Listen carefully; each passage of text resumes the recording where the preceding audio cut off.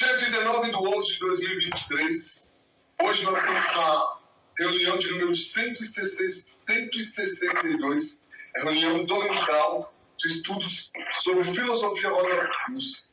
E hoje nós vamos falar sobre o capítulo 4, Renascimento e Lei de Consequência, parte 1. Antes, vamos dar início com a oração do estudante Rosa Cruz. Oração do estudante Rosa Cruz. Aumenta o nosso amor por Ti, ó Deus, para que possamos servir-te melhor a cada dia que passa.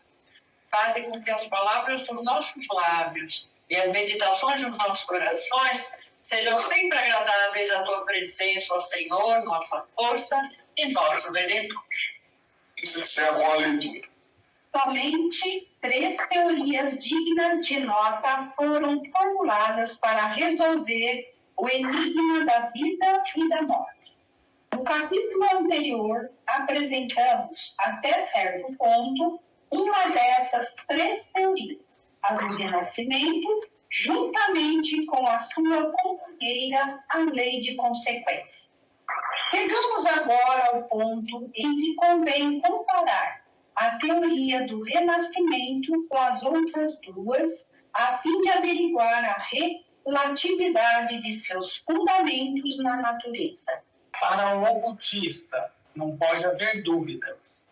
Ele não diz que crê nela, salvo no sentido de dizer, crer, que o botão de uma flor se abre, ou a água do rio corre, ou na execução de qualquer outro trabalho visível no mundo material que se processa continuamente diante de nossos olhos. Não dizemos que cremos nessas coisas. Nós dizemos que conhecemos, porque as vemos.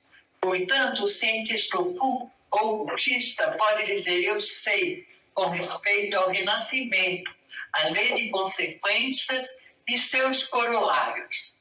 Ele não é, portanto, pode seguir seu trajeto desde que deixa o corpo dele romper, até que reapareça na terra em novo nascimento.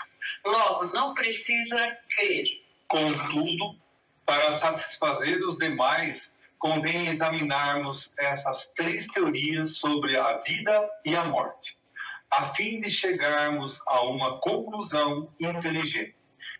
Qualquer grande lei da natureza que está necessariamente em desarmonia com todas as demais, portanto, é mais útil ao investigador examinar as relações dessas teorias com as admitidas leis conhecidas da natureza, observadas nesta parte do universo que nos é mais familiar.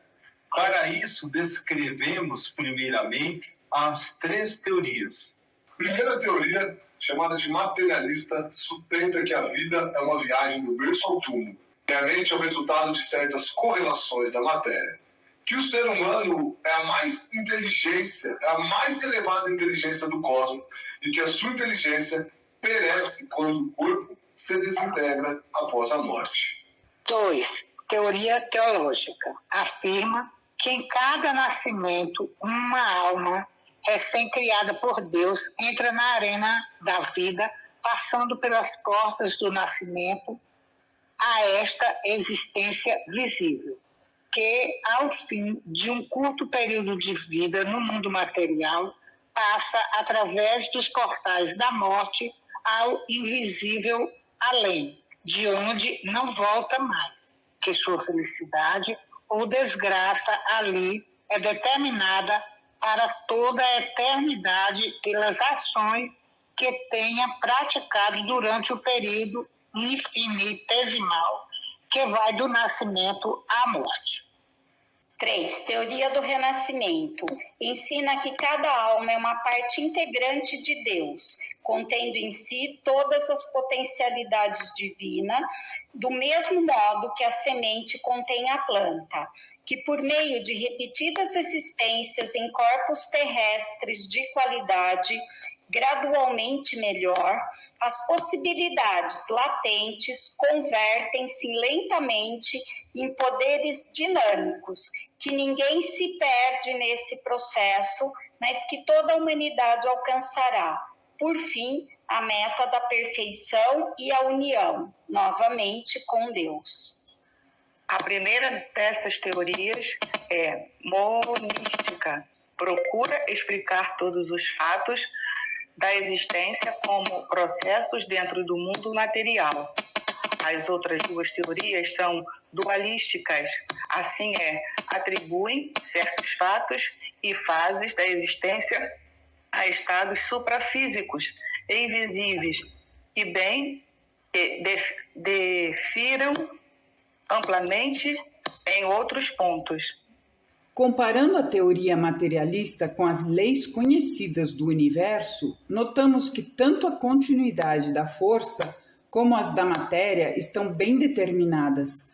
Além de qualquer necessidade de elucidação, sabemos também que força e matéria são inseparáveis no mundo físico.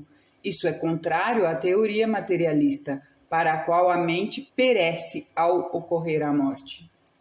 Se nada pode ser destruído, também a mente não o poderá.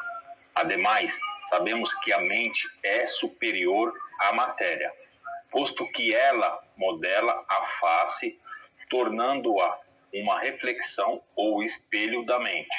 Sabe-se que as partículas dos nossos corpos são continuamente trocadas e que, pelo menos uma vez a cada 7 anos, todos os átomos do corpo são substituídos.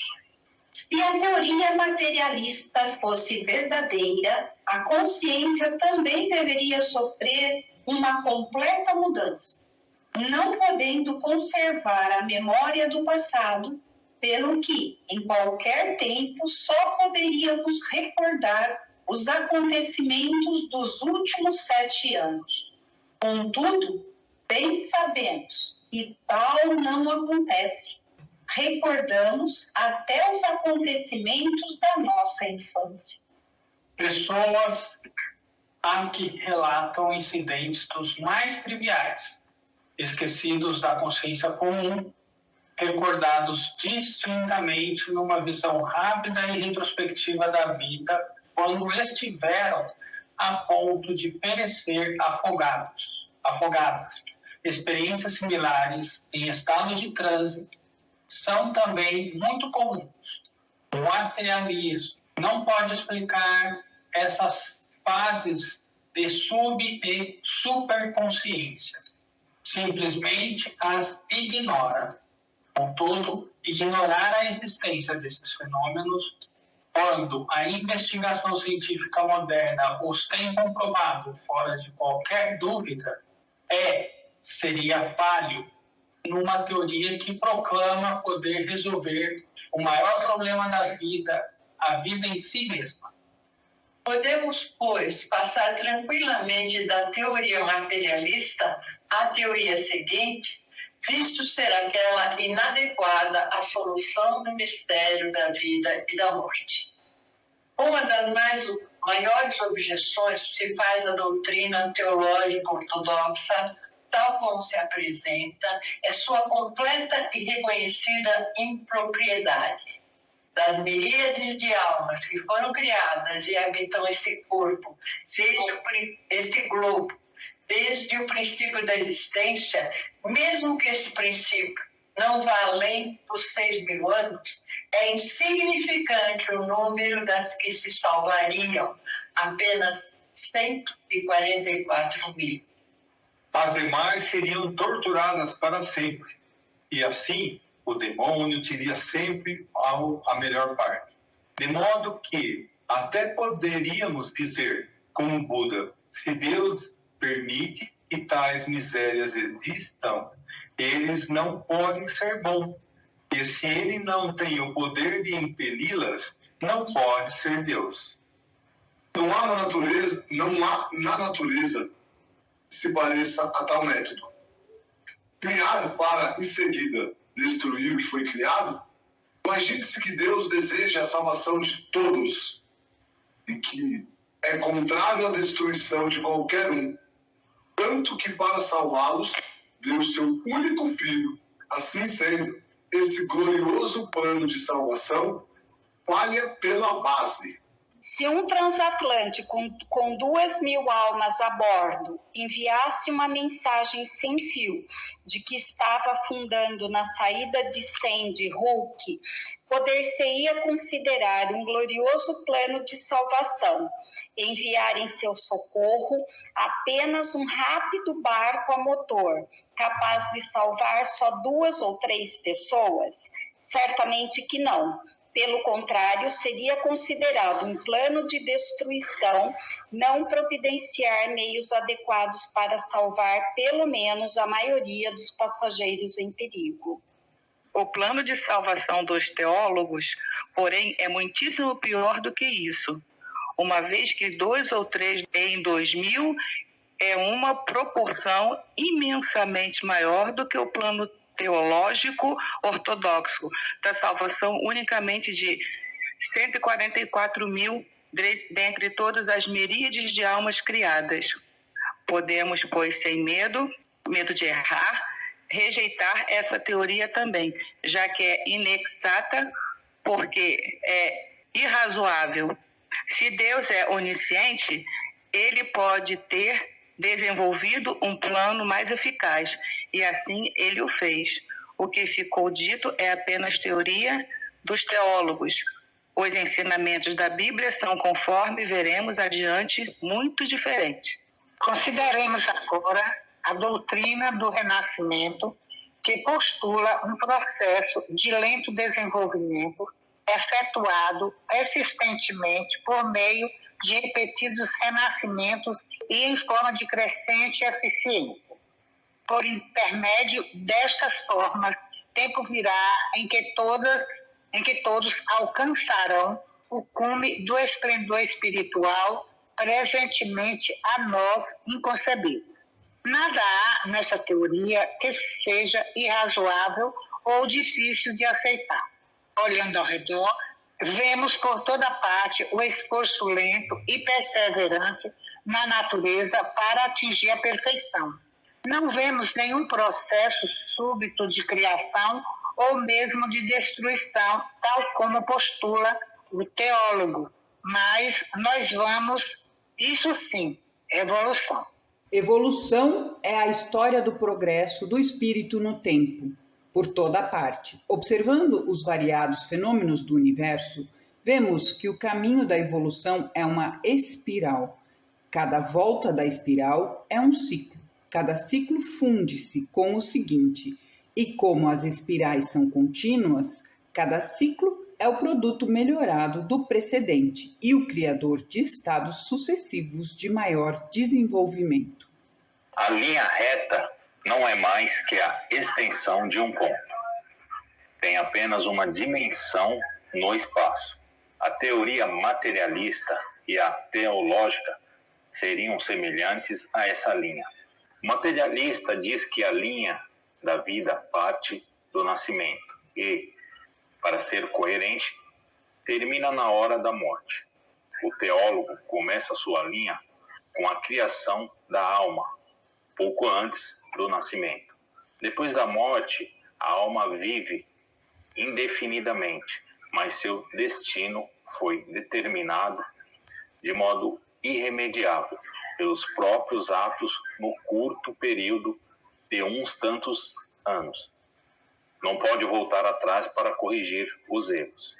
A linha, seguindo sempre reta, implica numa experiência irrisória e em nenhuma elevação da alma após a morte. Progresso natural não segue uma linha reta, conforme está implícito nessas duas teorias.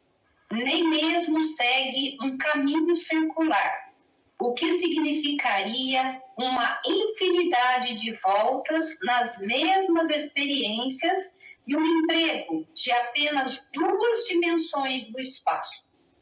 Todas as coisas se movem em ciclos progressivos para que possam aproveitar plenamente todas as oportunidades de progresso oferecidas pelo universo de 3 dimensões. É, pois, necessário a vida em evolução tomar um caminho de 3 dimensões, a espiral que segue continuamente para frente e para cima. Quer na modesta plantinha do nosso jardim, quer nas gigantescas sequoias da Califórnia, com troncos de 9 metros de diâmetro, sempre notamos a mesma coisa.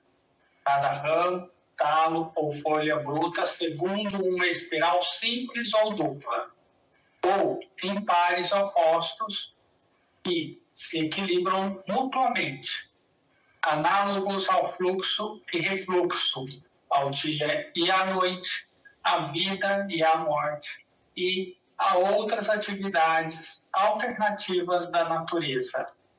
Examinando a abóbora celeste e observando as imensas nebulosas ígneas ou os caminhos dos sistemas solares, por toda parte vemos a espiral. Na primavera, a Terra sacode seu branco manto e desperta do período de descanso, seu sono invernal. Todas as atividades visam produzir vida nova por toda parte. O tempo passa.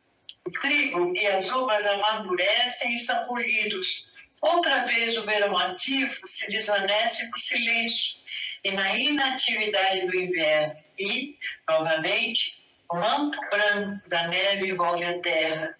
Seu sono, porém, não é eterno. Despertará de novo ao canto da nova primavera, que marcará para ela um pouco mais de progresso no caminho do tempo. Assim acontece com o sol. Levanta-se todas as manhãs, mas a cada dia progride em sua jornada anual. Por toda a parte encontra-se a espiral, para frente, para cima, para sempre. Será possível que esta lei, tão universal em todos os outros reinos, não o seja também na vida do ser humano? Deverá a terra despertar a cada ano do seu sono invernal? Deverão a árvore e a flor viverem de novo e somente o ser humano morrer? Não é possível. A mesma lei desperta a vida na planta para que cresça outra vez, traz o ser humano de volta para adquirir novas experiências e avançar ainda mais para a meta da perfeição. Portanto, a teoria do renascimento, que ensina a necessidade de repetidas incorporações de veículos de crescente perfeição, está em perfeito acordo com a evolução e com os fenômenos da natureza, o que não ocorre com as outras duas teorias. Hoje, na nossa lição, separamos 5 terminologias Rosacruzes para podermos discutir amorosamente e entender mais profundamente o que cada uma delas significa. Entrando primeiro com a teoria monística, que é a teoria chamada aqui por nós de materialista. Se jogarmos no Google o significado de monística, o Google vai nos dizer que é uma teoria, uma doutrina segundo a qual a unidade das forças da natureza e a realidade se reduz a um princípio único. O termo monismo foi introduzido para designar tipos de pensamento filosófico, nos quais foi feita uma tentativa de eliminar a dicotomia entre corpo e mente e explicar todos os fenômenos por um princípio unificador ou como uma manifestação ou como manifestações únicas. Segundo nós, segundo a Fraternidade Rosa Cruz, esse termo monística, ele tem um outro significado, pois essa palavra se refere a uma teoria que diz a seguinte: a vida é uma viagem do berço ao túmulo e que a mente não é separada do corpo. Ela diz que a mente e corpo são um só, estão juntos. Sendo assim, quando um morre, o outro também perece.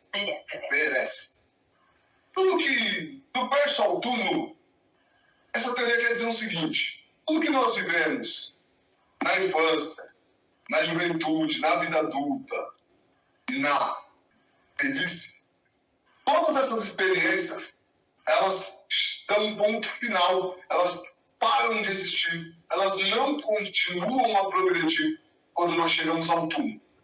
Então, toda a vida mental, espiritual, acaba juntamente com o corpo. Essa teoria não considera aspectos espirituais ou vida após a morte, e tem como sua máxima o mundo material. Por exemplo, uma lâmpada, após estar queimada, não pode ser outra coisa, apenas lâmpada. E queimada, acabou, perdeu a sua utilidade. Como ser humano, é a mesma coisa. Quando respirar, ainda tem a sua utilidade. Após o último suspiro, não mais restará. Assim como a lâmpada. A sua visão, a visão dessa teoria, ela é 100% materialista. Ela desconsidera a metafísica, ela desconsidera a parte da espiritualidade, partindo do pressuposto que se vejo, existe. Se não vejo, não existe. Quem pratica, ou pelo menos os adeptos a essa teoria, normalmente são os ateus, pois não acreditam em nada que possa existir após a morte. Se avaliarmos mais a fundo, nós vamos entender qual é o erro, onde está a falha dentro dessa teoria. E sabe-se que, como muito bem falou na lição, as partículas dos nossos corpos são continuamente trocadas e que pelo menos uma vez a cada 7 anos, todos os átomos do nosso corpo são substituídos.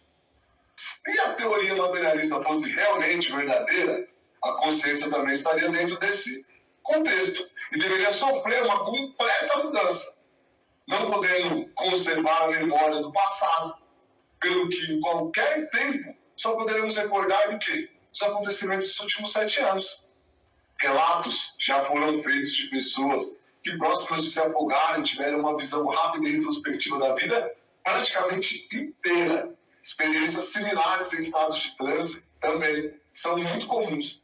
Tais imagens e lembranças referem-se à mente consciente e à mente inconsciente. No conceito, nós temos uma história que relata sobre uma menina que fala sobre a vida dela passada.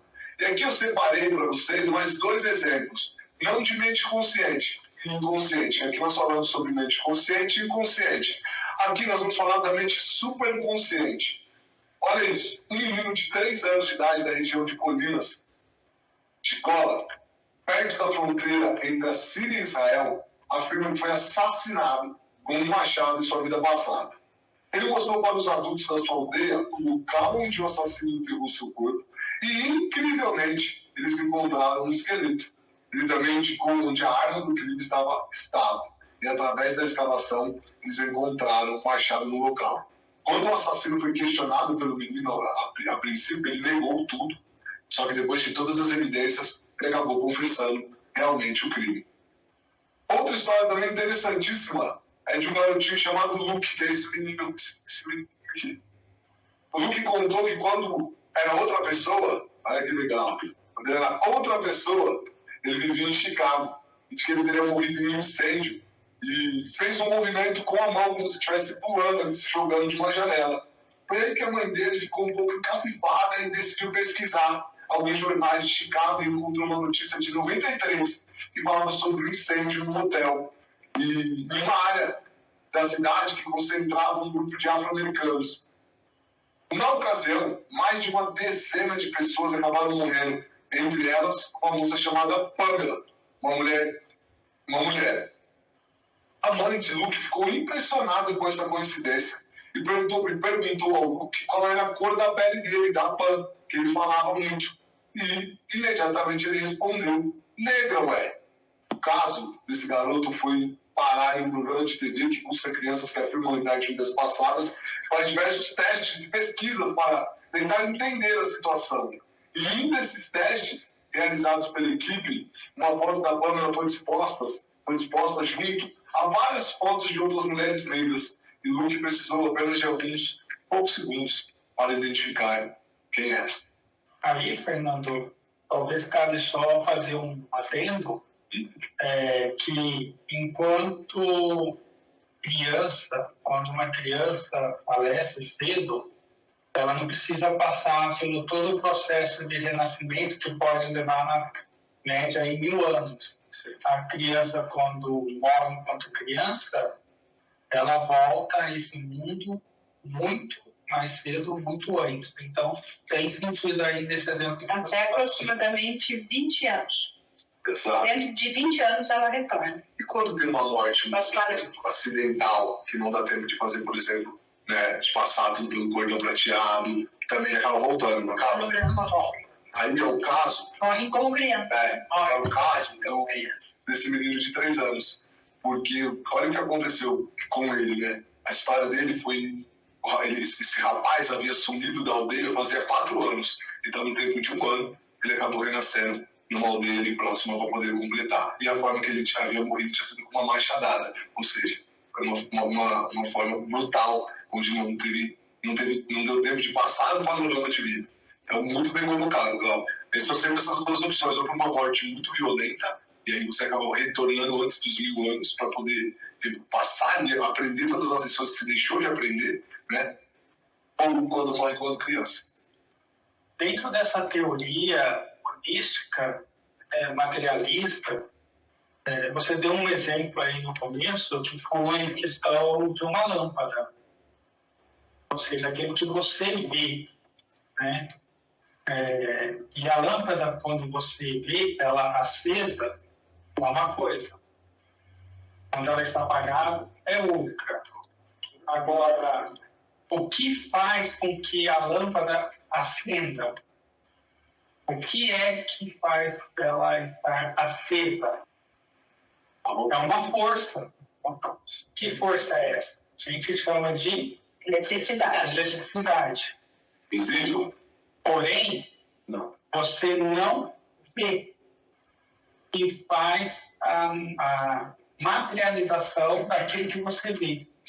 Em outras palavras, você vê a manifestação física da claridade, porém o que fez com que ela viva é invisível. Então, a mesma coisa ocorre conosco. A gente vê aqui a nossa manifestação enquanto encarnado no corpo, e a gente vê o corpo. Mas aquilo que nos faz, anima o corpo, né? O que anima o corpo é o espírito, que é invisível. A mesma situação do lobby da lâmpada. Essa analogia foi perfeita e ela bota em xeque toda a teoria holística, né? Porque realmente uma lâmpada sem estar ligada na eletricidade, ela não se manifesta. Um corpo sem espírito também não se manifesta. Sendo assim, porque quando nós perecemos, né, morremos, acabou o ponto final. É outro argumento que se usa muito aqui. Muito interessante que eu só acredito no que eu vejo. Não é porque uma pessoa é cega que não existe um mundo inteiro em volta dele. Ele não tem olhos para ver. Ele realmente é cego também, o materialista. Ele não tem olhos para ver, só tem os olhos na matéria. Uma coisa que eu gosto muito, né? Cristo falava muito, né? Até esses dias eu estava ouvindo um podcast e estava falando, quando Cristo ensinava os seus discípulos a fazer os milagres e tal, aí as pessoas falavam, eu quero aprender o milagre com vocês. Ele não falava os caras, vocês não fazem milagre porque vocês não estudam, vocês não fazem milagre porque vocês não fazem os cursos que eu fiz, vocês não. Eles falavam o quê? Vocês têm olhos, entendeu? Mas não tem. Tem ouvido. É sempre espiritual. Exatamente. É o materialista. É o materialista. E essa teoria, assim, o exemplo que você deu na lâmpada, ele derruba completamente. Mas você colocou você acendeu a luz, porque é como se você quando você desliga o interruptor, a lâmpada para de existir. Mas não significa que a hora que você liga o interruptor e coloca a eletricidade de novo, ela não retorna. Joga o corpinho, outra lâmpada vai nascer a mesma coisa. Exatamente. É interessante que tem a lâmpada e tem a energia. Energia. Vamos seguir então para a segunda terminologia.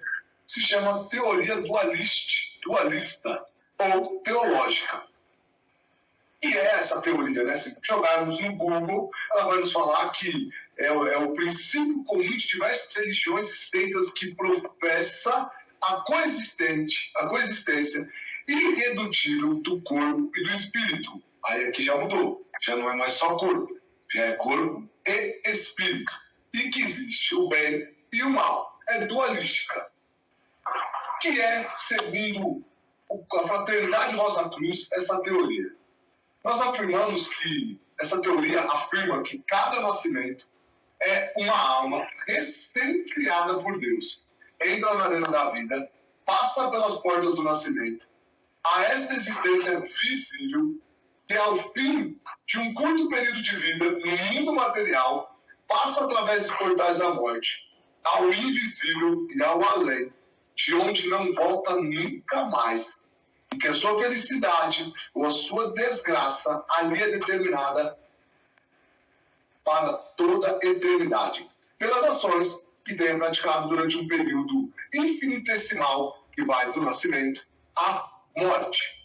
A teoria monística diz que tudo isso que nós vivemos, que nós passamos, não vale de absolutamente nada, porque a hora que você morre, acabou. A teoria teológica já diz que tudo que nós passamos aqui quando crianças, adolescentes, adultos e na velhice, até chegar no túmulo, nós vamos seguir para 2 caminhos. Daqui abre-se uma bifurcação. Essa bifurcação é céu ou inferno. Essa teoria afirma que só existe 2 caminhos. E o período de vida que passamos, ele será o suficiente para sermos aprovados ou reprovados para viver pela eternidade, no grande regozijo e alegria no céu, felicidade eterna, ou passar o resto da eternidade ardendo em sofrimento e em dor. Essa teoria, ela diz que nós não podemos estar em pecado de jeito nenhum. Todos os pecados antes da morte precisam ser purificados. O indivíduo precisa ter se arrependido e não cometer mais pecado. Se existir um pecado sequer, uma falha será o suficiente para ser condenado pela eternidade ao sofrimento. A teoria dualista teológica é muito praticada e tida como verdade única e absoluta por grande parte das religiões que professam o cristianismo popular. Por exemplo, o catolicismo, os evangélicos e até outras religiões que não são cristãs defendem também essa teoria. Agora, qual que é o grande erro dessa teoria? Onde que vocês acham que essa teoria ela perde o efeito, ela fica manca, ela não consegue se manter, ela não consegue resistir às marteladas, aos questionamentos que nós podemos fazer? Deus é injusto e não é bom. Exato. O grande erro é condições. Por que condições? Porque, vejamos, por que alguns indivíduos nascem em famílias que o protegem e está sempre rodeado de coisas boas, e outros indivíduos não? E por que ela peca por isso? Porque essa teoria afirma, os teólogos afirmam também que Deus é um Deus justo.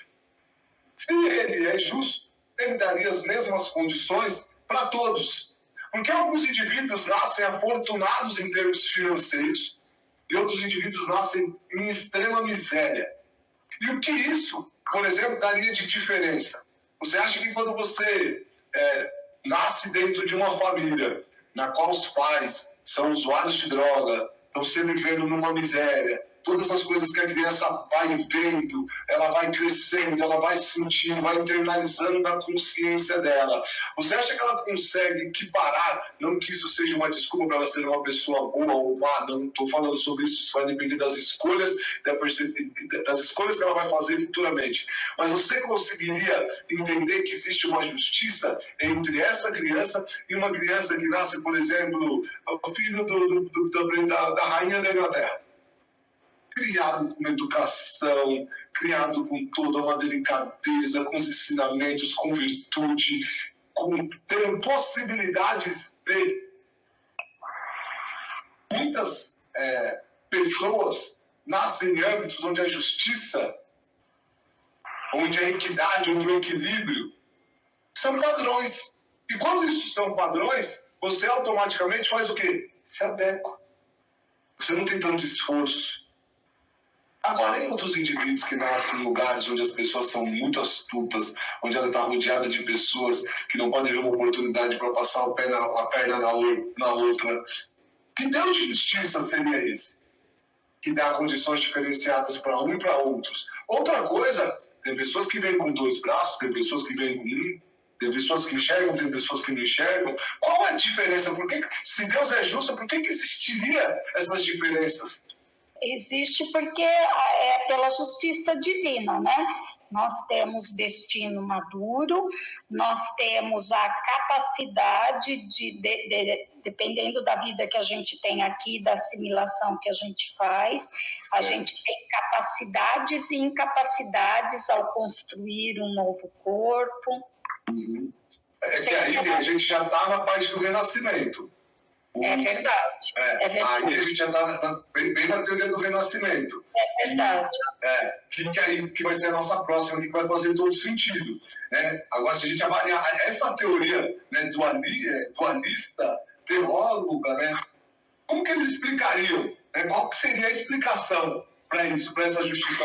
Uns nascerem em países com guerra, com uma violência tremenda, mulheres nascerem em países que assim, tem que ficar coberta praticamente o tempo todo, e outras nascerem em países que quase não se utiliza vestimenta.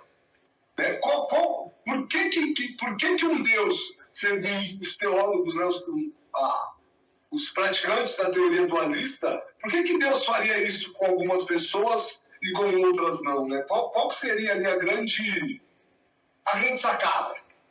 A grande sacada é que esse é o grande erro. E como a Henrique muito bem colocou, tem todo um propósito. Por quê? Porque se essa mesma teoria fosse válida, o Deus dos teólogos não poderia ser um Deus justo.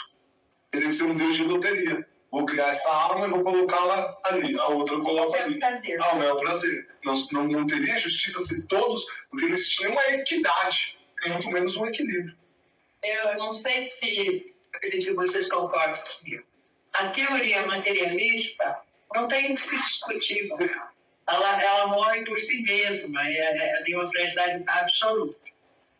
Teólogos brilhantes do mundo devem saber disso. Agora, essa teoria teológica, a sensação que eu tenho, assim, sabe?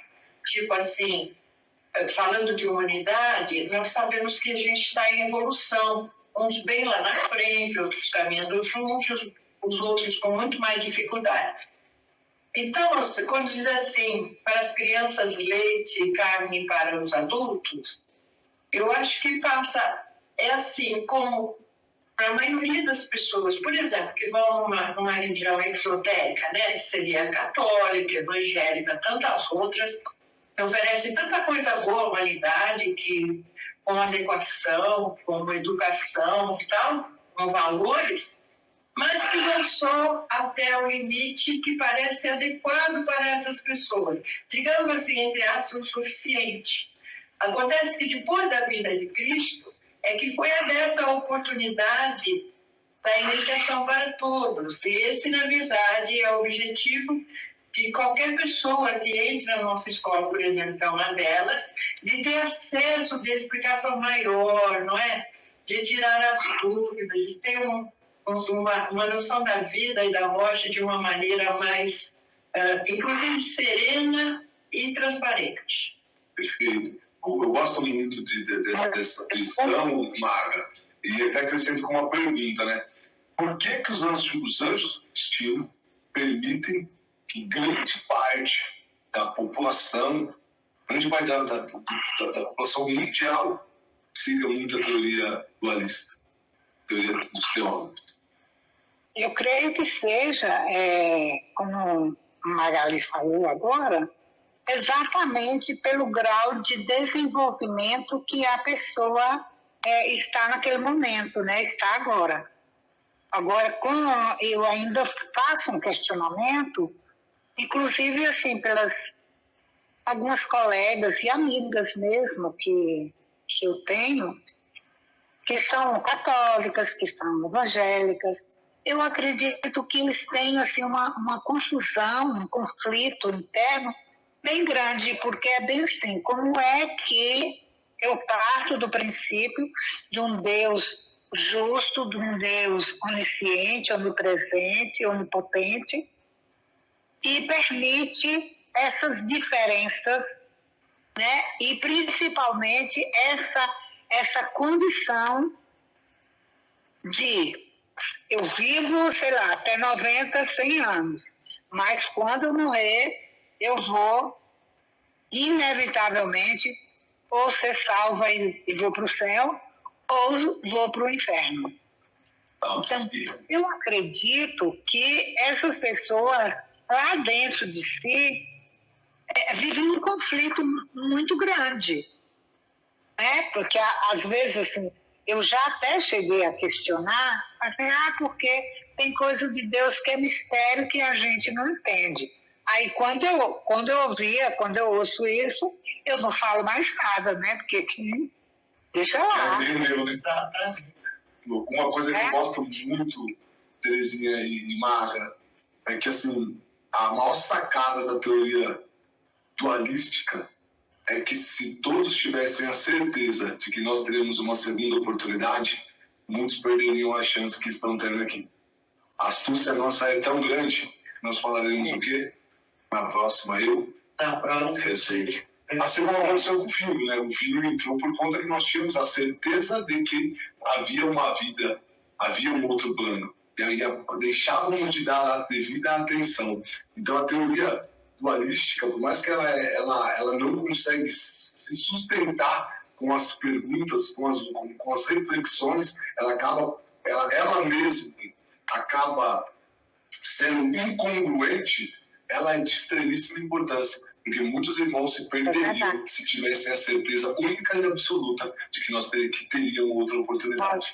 Fernando e Terezinha, uma coisa do que a Terezinha falou, de gente próxima a ela, né, que ainda acha que está melhor que uma religião católica, todas eram muito boas e tal, mas que possivelmente ela fala de pessoas que já têm um nível de esclarecimento também bom, que deixa assim, falar por que você, né, não quer aprender um pouco mais além. Mas a gente vê que, mesmo que você consiga passar, a gente vê a experiência, por exemplo, a nossa aqui, para outras pessoas, e algumas possam entender, não é qualquer uma que quer assumir uma escola como a nossa, porque exige dedicação, trabalho, empenho, reforma íntima. Não é fácil, nós sabemos tudo. É muito mais cômodo você ter uma religião em que alguém tem um líder, alguém que te diz o que está certo, o que está errado, e levando a vida. É uma religião de ciência, né? Aí tem um outro ponto. Onde que está a individualidade? Todos são indivíduos que são livres. Deus é tão justo que te deu a liberdade. Se você é livre, você tem o livre-arbítrio, você pode escolher o caminho que você quiser. Só que esse caminho escolhido tem seu preço. Tem um preço. E aí, como pode ser um Deus vingativo ou algo positivo que o valha, se você é livre para praticar o que você quiser? E vou pegar mais. Se ele é onipotente, onisciente, onipresente, e portador de uma grande sabedoria, e ele te criou, a criação dele foi uma criação falha ou uma criação perfeita? O que ele cria é perfeito. Quando essa teoria não consegue se sustentar a essas marteladas, ela não consegue ficar porque ela mesma fica incongruente quando ela fala que o Deus que é um Deus de justiça. E se a gente cavar mais fundo, essa mesma teoria também afirma que o universo foi criado e arquitetado por um ser que é Deus, de extremíssima bondade, amor e sabedoria. Até agora nós estamos falando de justiça. Até o que a Terezinha também falou muito legal, olha um senso injusto. Uns vivem até 90 anos e outros partem com 30, com 20, com 7, com 8. Que justiça seria? 2 dias, que justiça seria essa? Todos teriam que ter a mesma condição e viver o mesmo determinado de tempo. E que vantagem viver em 90 anos é muito mais vantagens do que quem viveu até os 18. Cabe uma pergunta no que você falou, Fernando. Quanto tempo ficamos aqui? Alguns segundos, um minuto, uma hora, um dia, um mês, um ano, uma década? Quem fica aqui 10 décadas? Quando a vantagem E ao mesmo tempo quanto a vantagem, quanto a desvantagem, porque também vai ter muito mais ações, vai ser muito mais julgado. Eu sempre, assim, quando eu era muito criança, tá? Na época de católico, de catequese, eu pensei nisso uma vez. Eu falei assim, então quer dizer que se eu levar uma vida inteira muito certinha, mas tipo, um dia antes de eu morrer, eu não ajudar a moça, a minha vizinha a levar o lixo, eu vou erguer o resto da vida no caldeirão. Aquilo me ficou na cabeça, mas era muito criança, mas olha que louco, né? Entender, já ajudar a senhora a levar o lixo era uma coisa que eu deixar isso aqui, né? Sabe esse... No texto estava aí a questão da sequência da vida, que diz que é espiral dentro de espiral. Vocês já pararam para meditar porque tem tanto sentido essa explicação? Já pararam? Ali foi dito que não é seguir uma linha. Não é uma linha reta. Não é uma linha reta. E a matemática explica isso tão maravilhosamente bem. Porque a linha, ou o traço, o que significa, o que simboliza na matemática? Menos. Negativo. Em outras palavras, uma linha descendente para baixo. Não tem como ser uma linha. Ele mostrou. Essa teoria ela é universal. Ela é do berço ao túmulo, e o que aconteceu nesse período aqui é o suficiente para você ser aprovado ou reprovado. E rematou.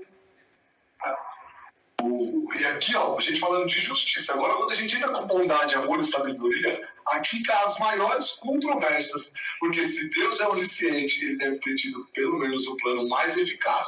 E assim, com toda certeza, ele o fez.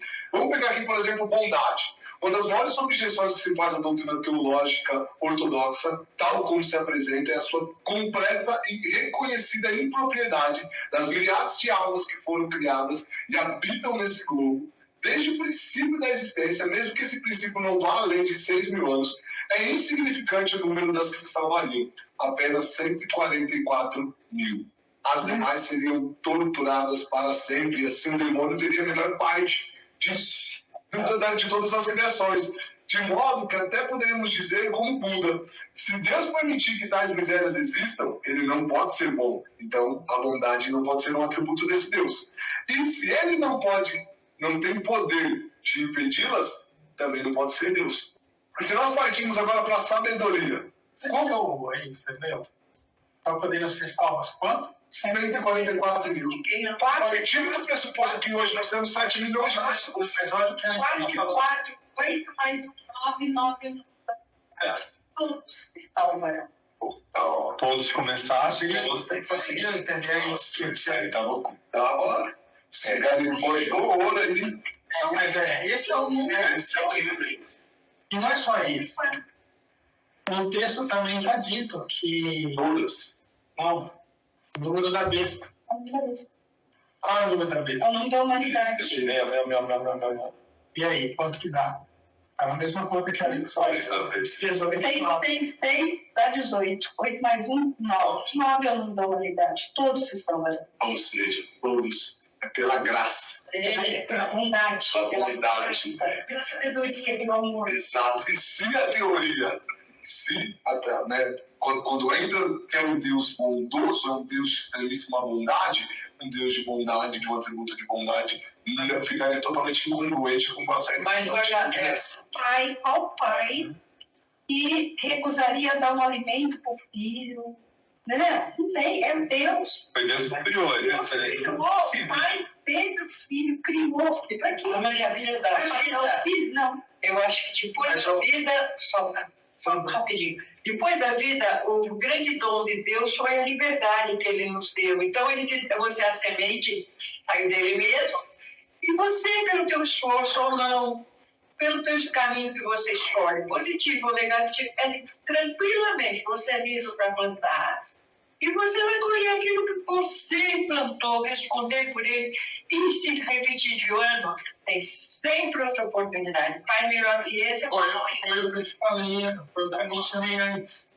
A liberdade, a individualidade. Exatamente. Uau. Sim, agora falando de sabedoria. Já vimos que essa teoria peca pela base, mas vamos, assim, realmente a fundo nela. Sabedoria. Como um ser de extremíssima sabedoria cria um plano onde a maior parte não alcançará o objetivo. E a maioria, a grande maioria, vai fracassar. É como se, vamos trazer para o nosso mundo bem atual, um professor do ensino fundamental aplicasse uma prova universitária aos seus alunos. Isso não seria um objetivo de acelerar o seu conhecimento. Mesmo que a intenção fosse boa, de que eles aprendessem algo universitário, mas se não existir uma preparação, vai isso, uma preparação ao nível universitário, seria tolice exigir bons resultados de toda a turma. Uma ou outra até poderia passar, mas por mais que uma ou outra pessoa pudesse sair bem, passar na prova, a grande maioria ficaria retida. Não haveria nada de inteligente nesse professor. Se nós falarmos isso num contexto humano, onde nós sabemos como nós somos falhos, e todos nós admitiriam que esse professor não foi sábio, não foi inteligente o suficiente, quem dirá arquiteto de tudo isso daqui? Deus criou todo o seu sistema solar. Todo o sistema solar, e na nossa hora, o sistema solar é tudo uma organização de extremíssima complexidade, perfeição, e aí chega numa hora de algo assim, que aparentemente até simples. Porque nós conseguimos entender, e se nós conseguimos entender, é simples. Tem muita complexidade que foge do nosso entendimento. Então, seria impróprio, impossível de cometer uma atrocidade dessa. Só falando um pouquinho daquilo que você comentou aí, né? Outro tema anterior, que você mencionou que, ou foi a mesmo, o nosso pai é todo amor, e se dedica a todo o seu filho. E o inverso? O filho para com o pai. Uau! Essa pergunta é complicada. Obrigação. Em outras palavras, Deus é amor.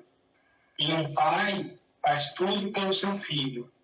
Agora, será que o filho faz tudo pelo pai? Você me fala isso assim, me veio muito o quadro de Michelangelo, a pintura de Michelangelo, o Dedo de Deus, né? Quero ser um simples movimento, uma simples falange, né? Nossa, suficiente para conectar. A nós cabe o menor dos movimentos. O menor movimento do corpo humano é essa falange medial. É o menor movimento. E ali está representando claramente que Deus, o universo já conspirou tudo para nós, que a gente só precisa dar um simples movimento. Mas que esse movimento já falou. Mas, na verdade, exatamente o que nós estamos aprendendo quando a gente fala em evolução, nós estamos aprendendo a amar, né? E falando de amor, aí se a gente trouxer agora o amor, né, se nós trouxermos, se Deus dos teólogos é um Deus de amor, olha agora, tentar essa base. Se colocarmos um amor fictício, compararmos o amor que sentimos pelos nossos filhos, comparado ao amor que nós temos pelos nossos filhos, pelo amor que Deus tem por nós, aí não tem comparação. Mas antes de fazer de conta que egoísta. Isso.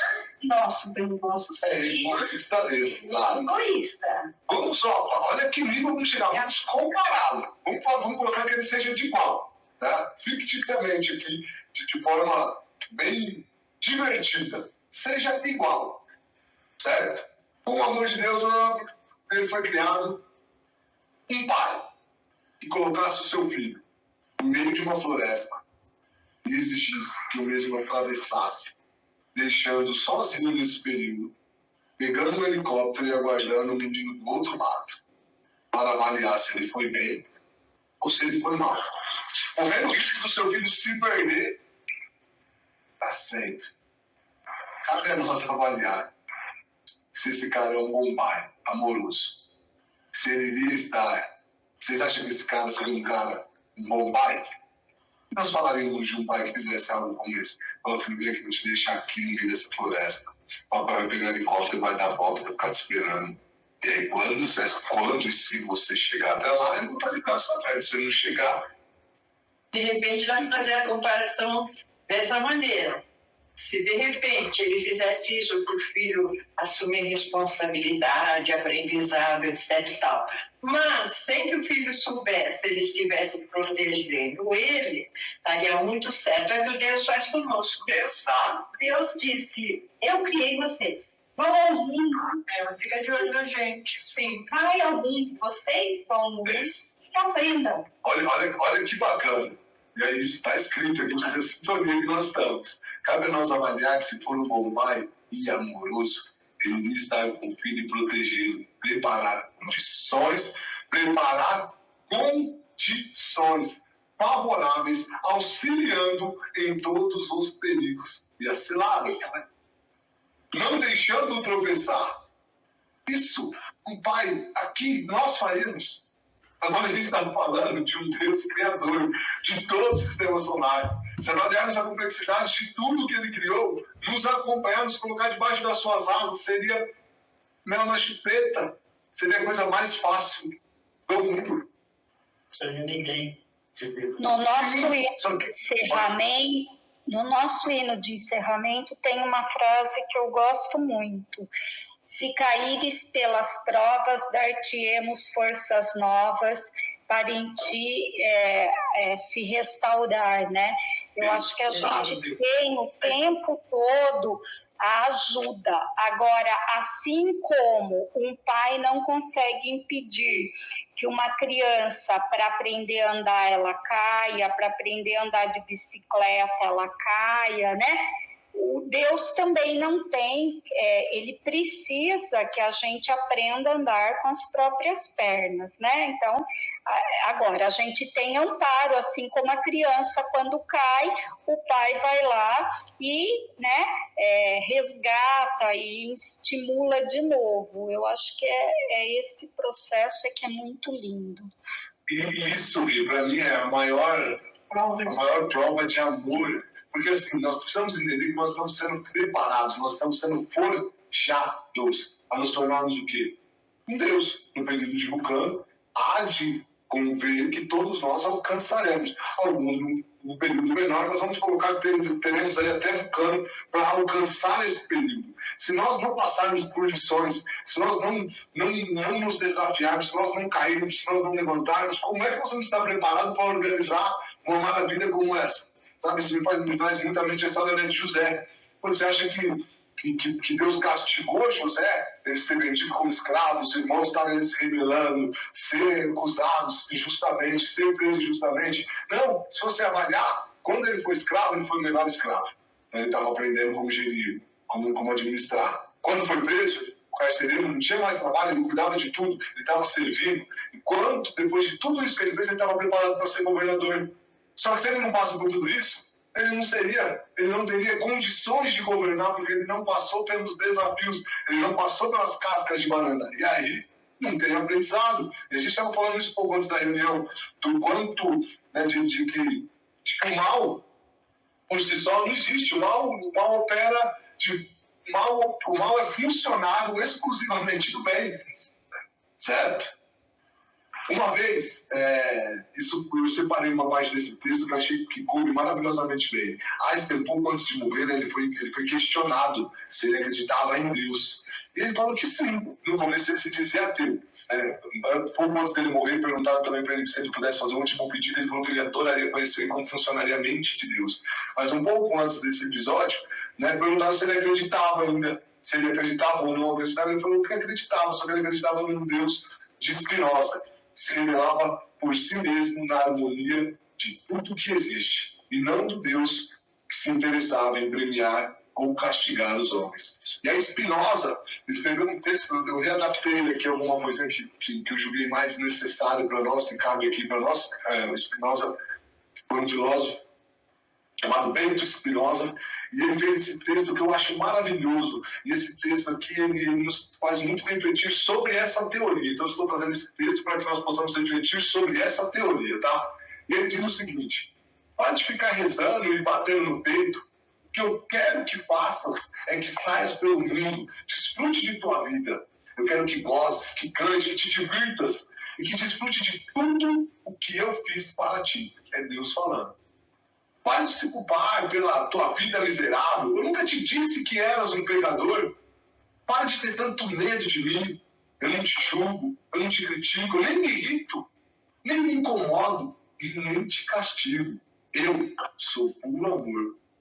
Para de me pedir perdão, não há nada a perdoar. Se eu te fiz, eu te enchi de paixões, de limitações, de prazeres, de sentimentos, de necessidades, de incoerência e de livre-arbítrio.